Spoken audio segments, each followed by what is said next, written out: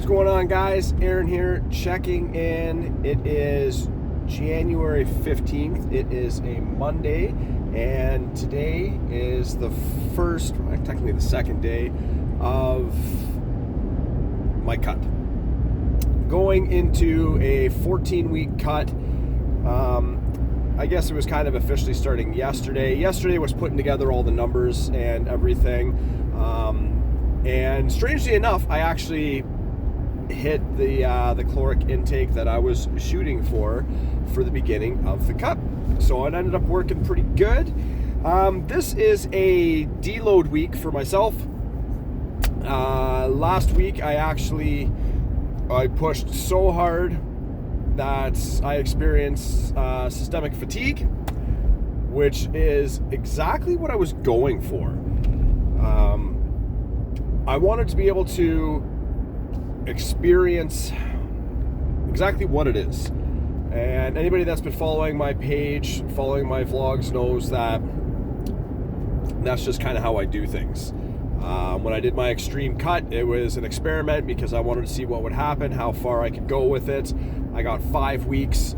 I reached the peak at about 3 weeks. So, at the end of this cut, I'm going with the extreme cut, and it's only going to be 3 weeks long because I've experimented with it already. So with the systemic fatigue, I was pushing and pushing and pushing. I knew that I had a deload week scheduled this week anyway, but once again, I wanted to see how far I could get. I wanted to experience it is the big thing, because it taught me a bunch of things. It taught me what to look for when that fatigue kicks in, so that I can explain it to you guys, to clients, to anybody else, I guess, that's willing to listen, because it is, unless you actually go through it, I don't want to say it's hard to explain, but you don't understand what it truly does to you. So I was pushing really, really hard, and it got to the point that almost every aspect of my life was suffering. That's kind of the kicker. So my workouts were definitely suffering, and the last 2 weeks, I was having a much harder time maintaining the weights that I was at. And that is everything from how many sets and reps I was doing to just the weight I was doing. Now, my last week, I was trying to push really, really hard. Almost too hard, because what ended up happening, got injured. I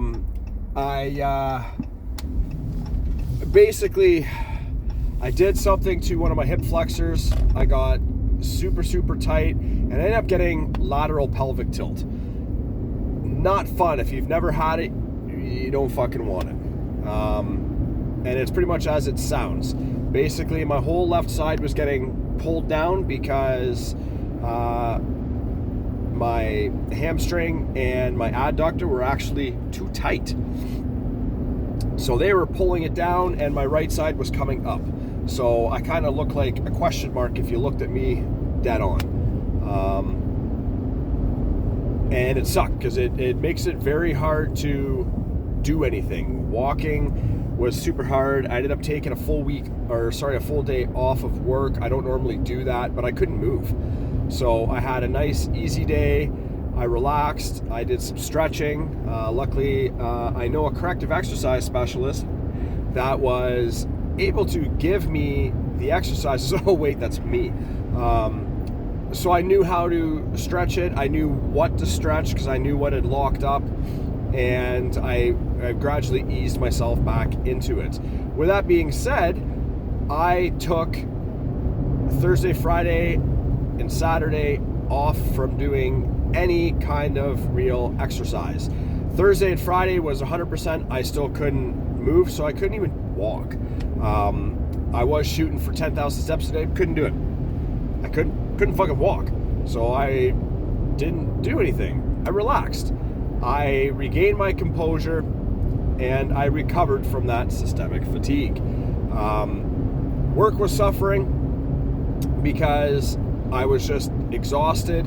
And the big thing to note is that while all this was happening, I was in a mass and I was in a caloric surplus. So I was actually eating 3,500 to 4,000 calories a day.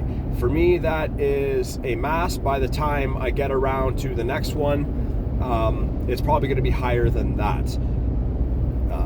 I gradually worked my way up to that, so my maintenance is roughly 2,500. So I added almost 1,000 calories plus on, and that was over a 10-week period.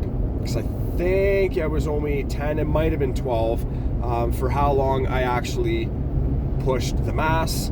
I've got my first show coming up, so I knew that, okay, well, I'm going to do a maintenance week, possibly 2. I think I'm only going to do the 1. I'm already itching to get back. So today was my first workout with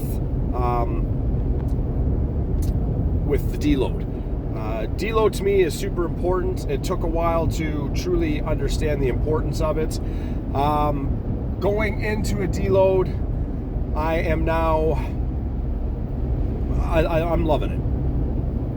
Fucking Mickey D style. So I'm not dropping any weight.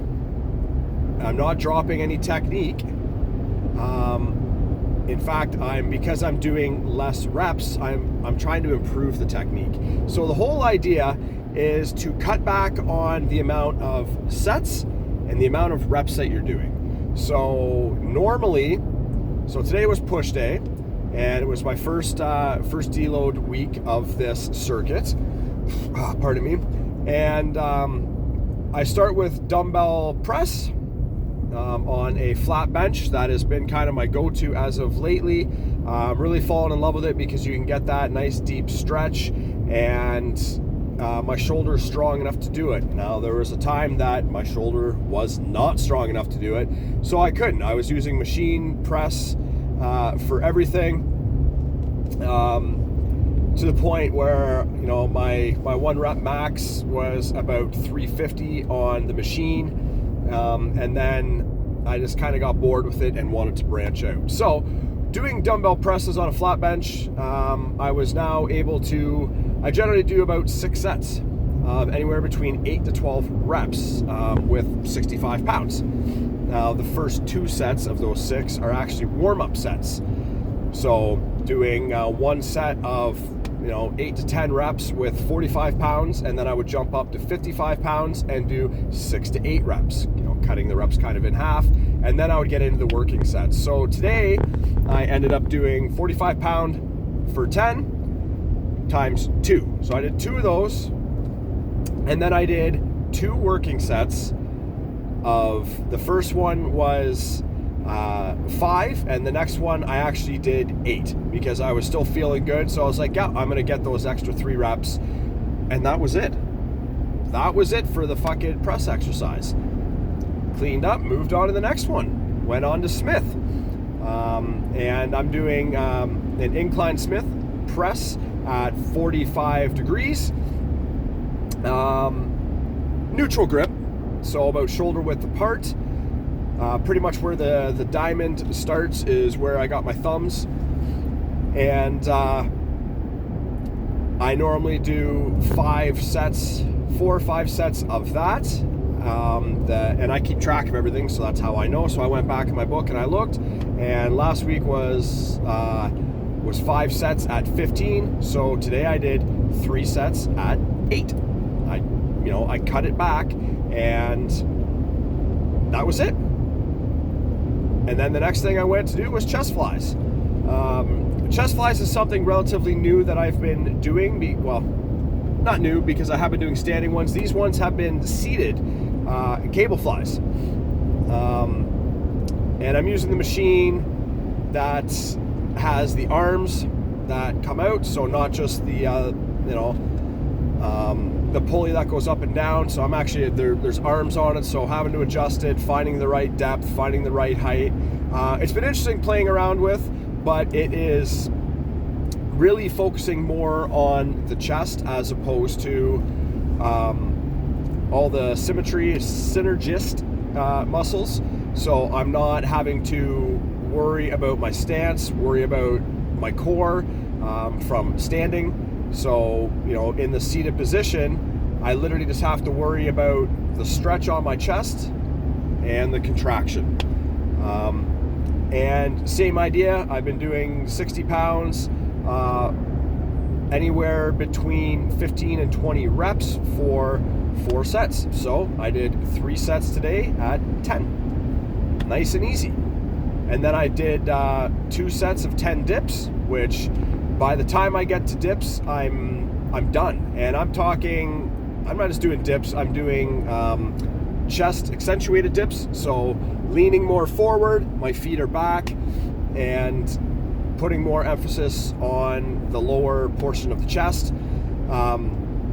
And to be able to do 2 sets of 10, it's been a while since I've done dips, and I'm like, fuck it, let's do those. And then I did cable crunches. So even today, as a deload, I still did 5 exercises. The 5th one was cable crunches, and that is just in a kneeling position. I prefer to actually face away from the machine. I've seen people do it both ways. I've talked to a couple of my colleagues, because I'm like, what, this is relatively new to me. Am I doing it right? And my one colleague, she's like, yeah, form and everything looks good, and if you're comfortable that way, because I'm facing away, I prefer that. I'm getting more of a stretch on the way up, because we got to remember, it's not so much the contraction that is going to build that muscle, it is the eccentric movement. So it's when you get that stretch at the top. So I face away and I'm getting one hell of a stretch, and I did 2 sets at 10, and I was doing 4 sets at 15 to 20 with 140 pounds. So kept that weight, felt good. Went for a half-hour walk at 10-degree incline, 4.5 kilometers an hour, and just I got my 3,200 steps in. So it's pretty good. I know at that pace, even if I forget my watch, that I'm roughly doing 3,000 steps in 30 minutes. So every 10 minutes is 1,000 steps, give or take. Every minute is roughly 100. Works out pretty cool, depending on what speed you go. So it felt great. And I'm itching to get back to it already. And I've still got 4 more days of this. So tomorrow's going to be pole day. I'm going to be the same thing. I'm actually meeting with my nutrition coach tomorrow before. So I got to be there at 6 a.m. to meet him. And hopefully everything is going to go well. I sent him my plan on Sunday. He was pretty happy with it, said it looked good. I'm going to tweak a few things. So I am a quasi nutrition coach.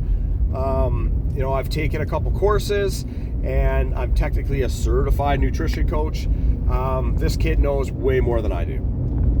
So it is good. I'm good at figuring out macros, what I need to do to hit those, and it's just going to be little tweaks that he's going to give me. He is also a personal trainer, much like myself, so he might give me some tips and tricks on some of the training aspect. I'm expecting to be very little. I've been training for a while as well, so I know my way around the gym. I'm also, as of next week, going into a specialization period, so I'm going to be doing 3 blocks of specialization over, there are going to be 4-week periods, and I'm super looking forward to it, because I've been working on that lately with with a few muscles, and almost too many, and that's kind of what put me into that systemic fatigue. My body wasn't recovering enough. So now I know that I'm going to pick 2 muscles, and or 2 muscle groups, mind you, and I'm going to work on those. So the first one that is coming up is actually going to be arms and quads. So I'm going to have a big focus on my quads. My hamstrings aren't too bad. They've got a ways to go, but I really want that front quad pop. So that's what I'm going to be working on. And because I've been doing the other specialization mainly in my back and my shoulders, I haven't focused too much on my bis or my tris. So I'm doing arms. So it's going to be great, and I'm going to experiment with a few different things. I have BFR cuffs, which I've been using, really create that density. They are great for high volume, low weight. So I only need to use 15 pounds, and by the end of 75 reps, yes, you heard that right. 1 set of 30, 4 sets of 15, with a 30-second to 1 minute rest in between each set. So you still have that great pump. With these straps on and them cranked, it increases the blood flow. Actually, it keeps the blood there.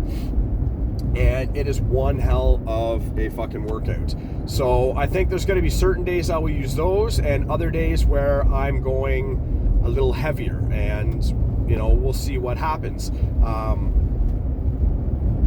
I've been working on skull crushers as of late, as opposed to tricep extensions or push downs, if you will. So I've got some variation. I'm going to be switching back and forth between a few of these different exercises. The next specialization period is, again, going back to shoulders and back. So really trying to get the size. My lats have grown considerably over the last 2 months. I've been specializing them for 8 weeks. So now each period is only going to be a 4-week period, which will give those muscles enough time to recover, and then I move on to the next ones. And then the third one, I was going to go back to quads and arms again, but I'm probably going to switch up, and I'm sure this is one of the ideas that my coach has, is that it is actually, I'll switch it to chest and hamstrings. So really, I'm going to be working everything in a specialization period of, it's going to be 12 weeks for that. Actually, not even 12 weeks for, I guess it's pretty close. My last week is obviously going to be peak week, and I've got the 3 weeks in April are literally just, they're more or less going to be lightweight, high volume stuff. It's going to be really about depleting glycogen stores, especially in peak week, and trying to get rid of as much of that body weight, body fat as and water weight, there we go, as possible. So it's going to be interesting. I'm really excited to get going on it, but this is officially day one as far as I'm concerned. So I figured I would start documenting this as well. So day one of deload week so far was a success. I do not feel half as exhausted as I normally do coming out of the gym, because that always tends to happen by the time I'm actually on to start doing my job and in a store. By the time I get home, I'm fucking exhausted, and I feel great. So I'm also again starting, I'm not so much going into maintenance, I'm going right into the calorie deficit, but the calorie deficit for me this week is 3,300 calories, because I was at 3,500. So I'm cutting 200 every single week up until the first week of April, which I've calculated that I will be at 1,100 calories. That's not a lot of fucking calories. That's going to be a rough 3 weeks.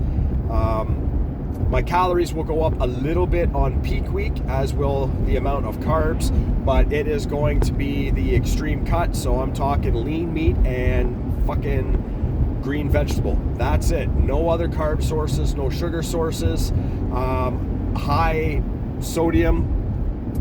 Right now I'm kind of doing the high sodium anyway. I am averaging about 4.5 grams a day, I am sweating at least that much out. So that's why I can go a little higher on that. Some of the the bigger, crazier bodybuilders, they are doing 5 grams plus, and that is that's a lot of sodium. I got one client and he was eating 7,000. I'm like, dude, you need to cut back for sure. Like, that's no joke. You're eating way too much. He's like, oh yeah, my doctor said I've got some high blood pressure and high cholesterol. I'm like, yeah, well, that's why. So it's super important to watch how much sodium you're taking in. The average person needs about 2,400 milligrams, so 2.4 grams a day. So I've got it all mapped out, guys. I'm big on planning. I'm looking forward to seeing what the plan brings and the results to follow. I'm officially signed up for the show. I actually talked to the CEO yesterday, just very briefly in Messenger, and told him, I'm like, yeah, I'm signed up for transformation category, and if this cut goes well, then I'm signing up for novice classic physique as well. So we're gonna see. It's gonna be interesting, but I'll be able to sign up the night before, so pretty excited for that. So stay tuned. I'm gonna have a lot of stuff coming your guys' way pretty soon. I'm gonna be talking to my coach, who's the manager of the gym I go to as well. We've got a little section set up upstairs that is very simple, but it is all we kind of need, and I think we're going to start doing some videos. I'm going to talk to him about getting some stuff shot, even if it's him coaching me and vice versa, and getting some more content up so you guys can see the proper way to train, because I'm seeing a lot of bullshit out there right now. And I'm not saying I'm an expert by any means, but I'm seeing a lot of fucking shit that's, one, I don't agree with, two, is just fucking wrong. So that's all I got for you guys today. This is one of my longer videos. If you hung in, awesome. If you're not liked and subscribed, please do so. And I'm gonna have some more shit coming your way. So you guys know the drill. Own your lives and get after it. Cheers.